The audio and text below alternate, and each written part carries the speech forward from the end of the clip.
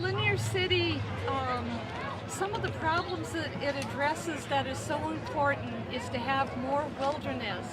Yeah, more wilderness. The more asphalt you put down, they act as a heating filament, and the more green space you cut down, we no longer have as much of the natural cycles of oxygen we need from plants.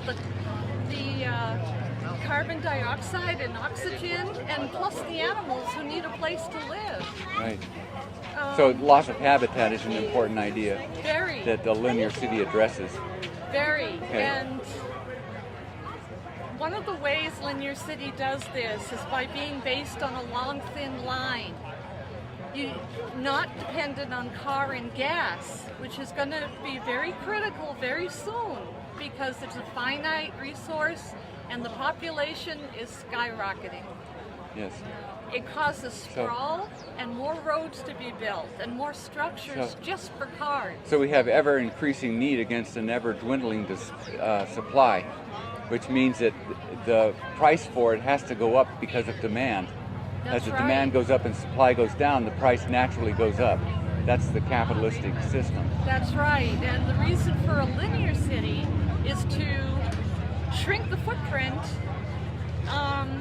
allowing more wilderness, incorporating green space within the city, but also transportation-wise, you're not car dependent.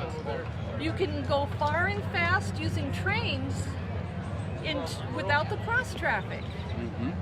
Right. You're also close enough to your most important needs. There's many ways to grow food within the city on rooftops, as well as alongside, using high-rise greenhouses. There's more work being done with high-rise greenhouses now, more interest, and there was one quote from somebody who said if you had 120 of these high-rise greenhouses, you could feed most of New York City. New York City.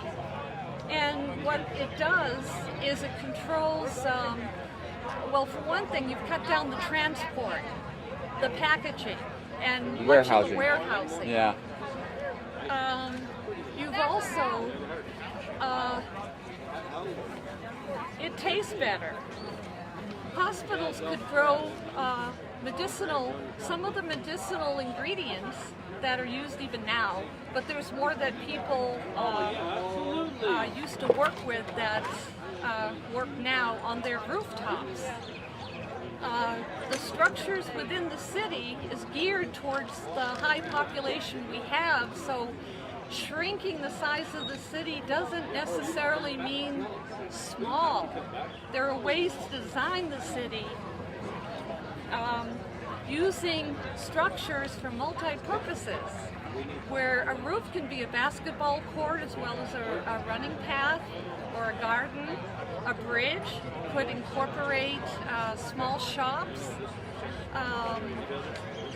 And there's many energy ideas that are cleaner than what we have now, especially with local self-reliance. You could have a generator in an apartment house to provide its own energy using your waste and running your generator with it for your electricity. Like a power toilet? And power toilets that don't use water.